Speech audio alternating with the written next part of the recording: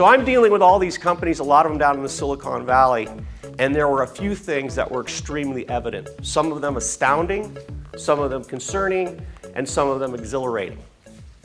There was just a lot of young people, people like yourselves, that were not ready. They graduated from university, they thought their degree was going to be a ticket to employment, and they were in for a very big awakening. That was one. Two, there was a whole host of people, my age at the time, I'm now 50-something, 52 to be exact, that were in their late 30s, early 40s that had had some decent careers, some of them storied careers.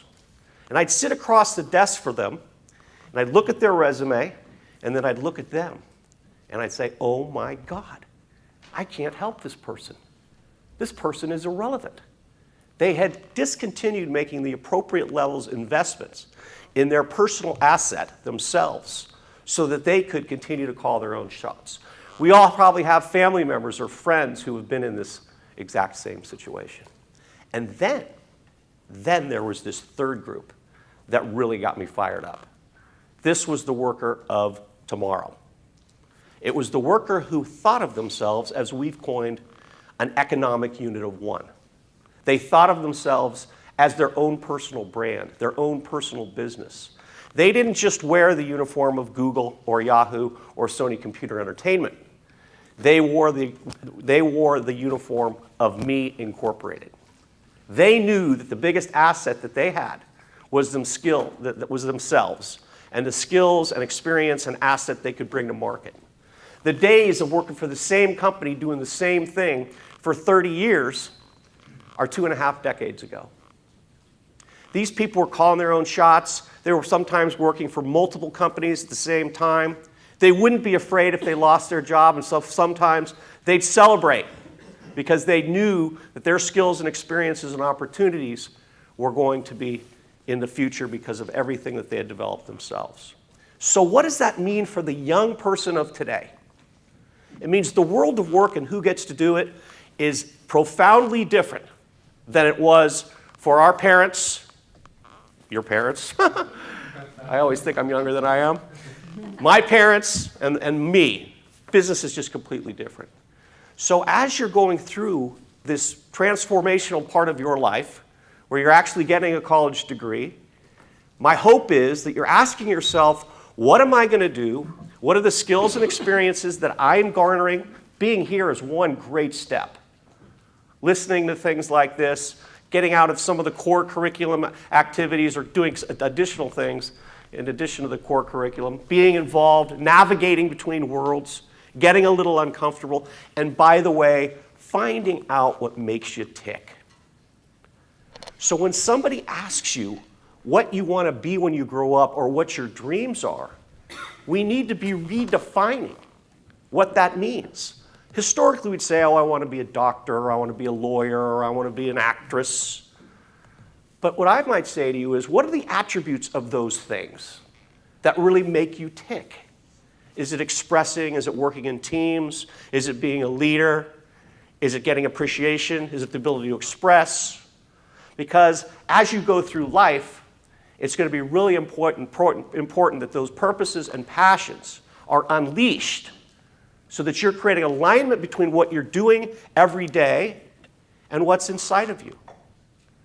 We've coined that relevant purpose. It's purposeful to you as an individual, it gets you fired up, but it's relevant to somebody else. Somebody is willing to procure your skills and experiences, and you get to do something you love. That you have to ask yourself about all of the activities that you're doing as you're trying to define what you want to do in the working world. And by the way, the first job that you get is probably going to look very, very different than the fourth job that you get. So these decisions that we're making that we feel are so important and so pivotal to our lives, yeah, they're important, but the key is to get in the game. Get a job. Find a way to create alignment between what you're doing in school and what the next step is in your life. Look, I was an auditor for 3 years. Went from an auditor on a Friday to a sales guy on a Monday and never looked back. Now I've been a consultant. Now I've been an entrepreneur in resident. Now I'm a partner in a real estate firm, and I don't know really very much about real estate, frankly. I'm a human capital guy.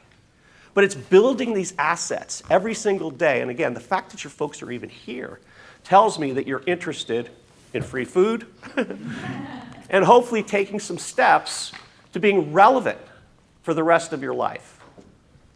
So, because what ultimately you want to do through this relevant purpose activity is you want to start building a life portfolio. Some people would call that a resume, but I think it's bigger than that. What are you doing to fill the physical needs of your life, the health needs of your life, the spiritual needs, the intellectual? One of the things that happened to me in more than one job is I stopped learning.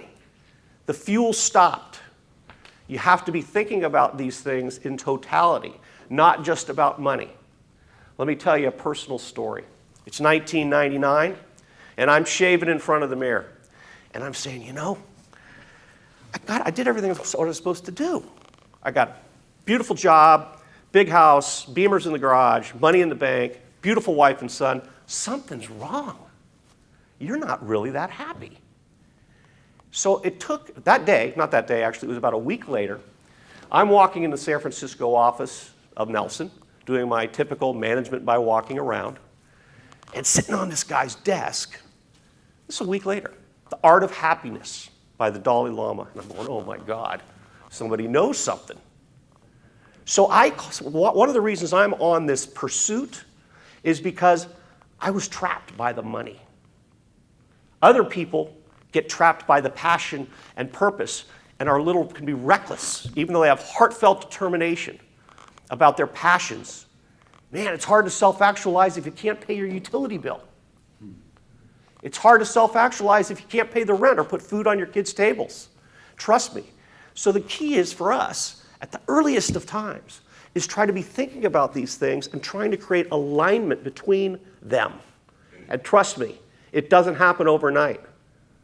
I'm 52 years old, I'm still a work in progress. Steve, you're still a work in progress, right? Every day. But if you're consciously thinking about these material requirements in the world and also call them what do you like, quantum stuff that's going on inside of you, very powerful.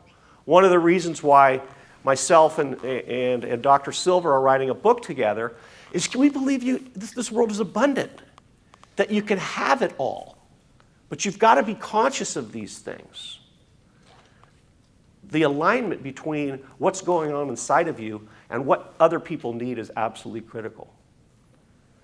You're building a life portfolio. You're building experiences that will create opportunities. You will create opportunities that build experiences. You will build experiences that create skill sets. Navigate between these worlds and make it happen. Now I don't even know if it wasn't. So you heard me say get in the game and follow your dream. Trust me, those things change too. Being in tune with your inner self, we're developing what we call a life positioning system because things change. Your passions and purposes can change. They'll evolve. They'll transition. And by the way, the requirements of an external marketplace will change. Boy, we are seeing it at CSU systems and in the universities across the country. Massive things are going to be happening in the world of education in the next decade or two. We have technologies, we've got teachers that have been around for a long period of time, we've got administrations that are used to doing things a certain way, but I think that all creates opportunity. But that ability to transition and change is absolutely key. So, Zing. Zing. That's the name that we've coined as the radiant energy that ignites when you have alignment. You have alignment between your inner passions and purposes and an external reality, either at a point in time, a period of time, or a lifetime. That's what you're going to be hearing about it. You have to ask yourself every single day, do I got zing? Do I have this energy? What am I doing to create it? What am I doing it to share it with others so that I'm relevant and I'm forever relevant and I'm relevant to others and I'm relevant to the world? One of the things that I found when I would read books time and time again is everybody was always talking about either how to make $1 million and really flourish in the external world, or it would be all about wellness, very Deepak Chopra-esque. but there was nobody who put them together. How do you create some alignment between what's going on inside of you and have some practical stuff that takes you to the next stage? So I will tell you this, that the premise of the life positioning system will be based upon what we call the 4 pursuits, which is I'm vital and viable as a human being. I'm relevant. 2, I am forever relevant. So there's a personal development, lifelong learning component. The third is, pursuit number 3 is shared intimacy. We're sharing that relevance with other human beings. And then 4th, world service. We're relevant to the world in general. So we'll create some statistical methods based upon those 4 pursuits and create weighting systems depending upon how they answer the questions.